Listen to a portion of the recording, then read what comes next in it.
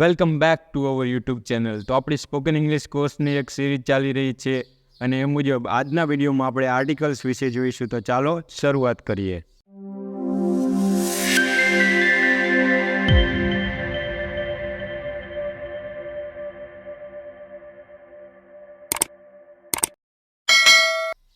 તો આર્ટિકલ્સ વિશે આમ તો બધાને ખબર જ હશે.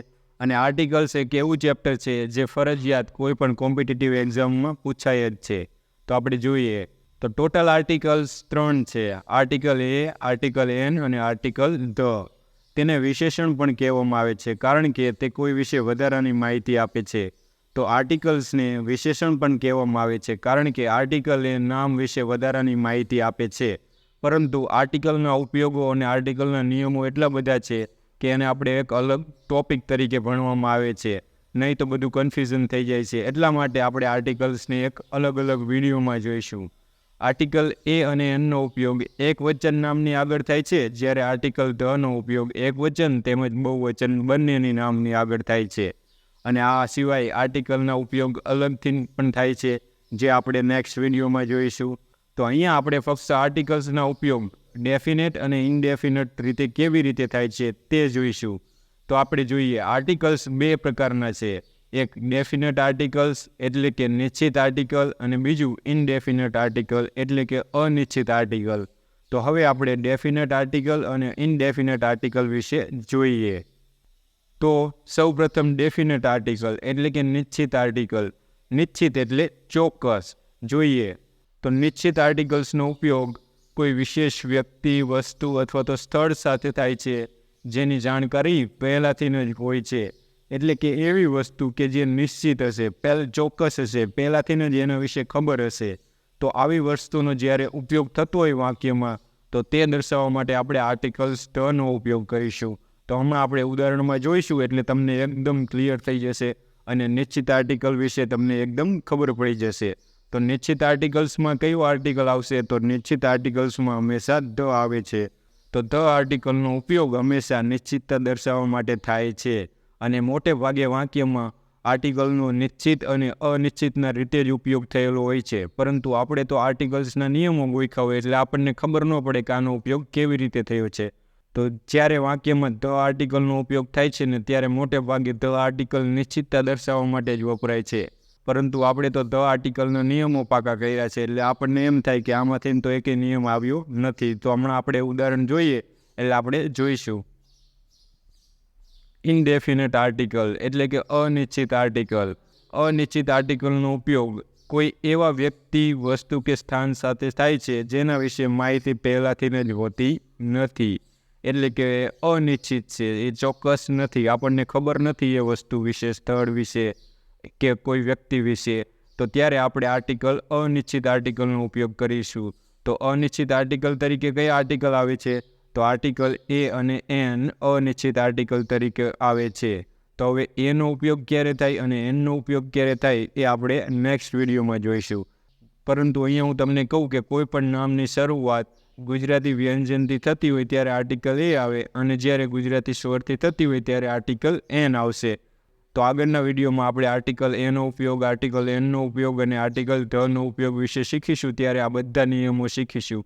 અહીંયા ફક્ત આર્ટિકલનો એક ઉપયોગ કેવી રીતે થાય નિશ્ચિતતા અને અનિશ્ચિતતા બતાવવા માટે એ જ આપણે શીખવાનું છે. કારણ કે આર્ટિકલનો ઉપયોગ મોટે ભાગે નિશ્ચિતતા અને અનિશ્ચિતતા દર્શાવવા માટે જ થતો હોય છે. તો અહીંયા જુઓ, મેં એક ઉદાહરણ આપેલું છે. તો આ ઉદાહરણ ઉપરથી આપણને ખબર પડી જશે કે નિશ્ચિતતા કોને કહેવાય અને અનિશ્ચિતતા કોને કહેવાય. તો વાક્ય આપેલું છે કે a boy has come at the door. The boy has come at the door. તો બંને વાક્યમાં તફાવત શું? તો જુઓ, એક સિચ્યુએશનને આપણે અઝ્યુમ કરીએ, એક સિચ્યુએશન ધારીએ. ધારો કે તમે ઘરે બેઠા હોય અને તમારા પપ્પા અને બધા ફેમિલી સાથે ટીવી જોતા હોય મસ્ત, અને કોઈ આવીને દરવાજો ખખડાવે છે. તો તમારા પપ્પા તમને તરત જ કહે છે, જા તો દરવાજે જોતો હોય કોણ આવ્યું છે. તો આપણે દરવાજે જોવા જઈએ. તો કોઈ છોકરો હોય જેને આપણે ઓળખતા ન હોય તો આવીને આપણે પપ્પાને શું કહીશું? પપ્પા, કોઈ એક છોકરો આવ્યો છે. તો તેનું અંગ્રેજી શું થશે? તો એનું અંગ્રેજી થશે કે a boy has come at the door. તો ત્યારે એ છોકરા વિશે આપણને પહેલેથી માહિતી હોતી નથી. તો એવી વખતે આપણે આર્ટિકલ એનો ઉપયોગ કરીશું અને શું કહીશું? A boy has come at the door.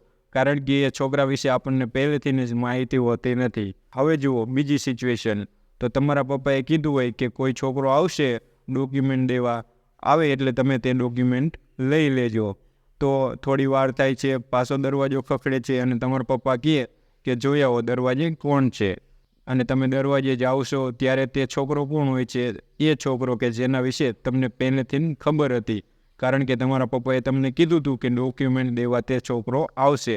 તો એ છોકરો આવ્યો છે, તો આવીને તમે હવે તમારા પપ્પાને શું કહેશો કે પપ્પા એ છોકરો આવ્યો છે. તો અંગ્રેજી શું થાય કે the boy has come at the door. તો અહીંયા આર્ટિકલ ધ આવશે. શા માટે ધ આવશે? કારણ કે આ છોકરા વિશે આપણને પહેલેથી જ ખબર હતી. કોને માહિતી આપી હતી? તો કે આપણા પપ્પાએ. શું કીધું હતું કે ડોક્યુમેન્ટ દેવા આવશે. તો હવે જ્યારે તે છોકરો ડોક્યુમેન્ટ દેવા આવે ત્યારે આપણે શું કહીશું? The boy has come at the door. કારણ કે એ નિશ્ચિત હતો, એ ચોક્કસ હતો, એના વિશે આપણને ખબર હતી કે કોઈ ડોક્યુમેન્ટ દેવા આવવાનું છે. પરંતુ પહેલા વાક્યમાં આપણે છોકરા વિશે માહિતી ન હતી, જ્યારે બીજા વાક્યમાં આપણને છોકરા વિશે માહિતી છે. માટે આમાં શું આવશે? ધ આર્ટિકલ આવશે. શા માટે? કારણ કે નિશ્ચિતતા દર્શાવવા માટે.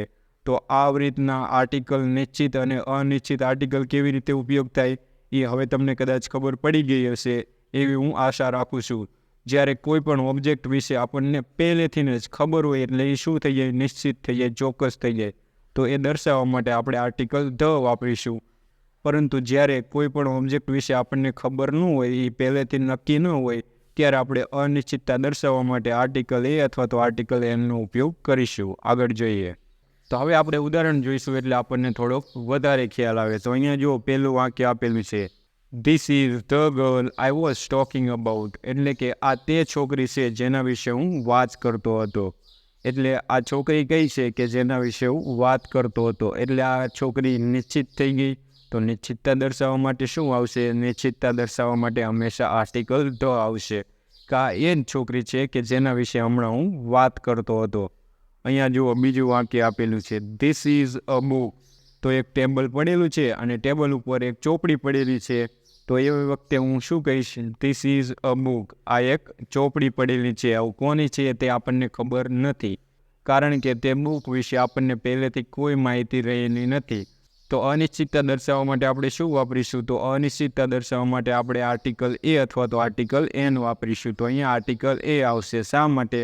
કારણ કે આ નામ છે એ નામની શરૂઆત વ્યંજનથી થાય છે, ગુજરાતી ઉચ્ચારના વ્યંજનથી થાય છે. એટલા માટે આર્ટિકલ એ આવે છે, જે આર્ટિકલના ઉપયોગોમાં આપણે આગળના વિડીયોમાં જોઈશું. અહીંયા ફક્ત આપણે એ જ જોવાનું છે કે આ બુક રહી નિશ્ચિત નહીં હોય, કોઈ પણ બુક હોઈ શકે. Mister Ashish at the door. તો કોઈ મિસ્ટર આશિષ આવ્યા છે, તે દરવાજે ઊભા છે. કેવી રીતના આપણે? તો હમણાં આપણે જે સિચ્યુએશન અઝ્યુમ કરીને કે આપણને પહેલેથી જ મિસ્ટર આશિષ વિશે કોઈ ખબર ન હોય અને આપણને આપણામાંથી કોઈ પણ એમને જાણતું ન હોય, તો આપણે શું કહીશું? ઓ મિસ્ટર આશિષ. શા માટે આપણે એ આર્ટિકલ વાપરીશું? કારણ કે આપણને મિસ્ટર આશિષ વિશે કોઈ પણ પ્રકારની માહિતી નથી. એટલે એ આપણા માટે અનિશ્ચિત છે અને અનિશ્ચિતતા દર્શાવવા માટે આપણે આર્ટિકલ એ વાપરીશું. આગળનું વાક્ય જુઓ, mister Ashish at the door. તો અહીંયા મિસ્ટર આશિષ એ નિશ્ચિત છે, આપણે તેને ઓળખીએ છીએ. શા માટે આપણને ખબર પડે કે આપણે તેમને ઓળખીએ છીએ? કારણ કે તેની આગળ કોઈ આર્ટિકલ લાગેલો નથી. તો તમને એમ થાય છે કે નિશ્ચિતતા દર્શાવવા માટે તો આર્ટિકલ ધ ન લાગે? ના, કારણ કે આ એક પ્રોપર નાઉન છે અને પ્રોપર નાઉનની આગળ ક્યારેય આર્ટિકલ આવતો નથી. તો મેં તમને શીખવાડ્યું હતું કે પ્રોપર નાઉન એટલે શું.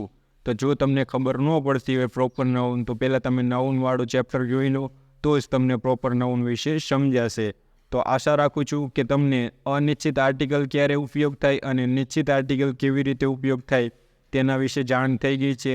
આગળ આપણે આર્ટિકલના બધા ઉપયોગો જોઈશું કે કેવી રીતે આર્ટિકલનો ઉપયોગ નામની આગળ થાય છે. આ વિડીયોમાં આપણે ફક્ત નિશ્ચિત આર્ટિકલ અને અનિશ્ચિત આર્ટિકલ વિશે જ શીખવાનું હતું.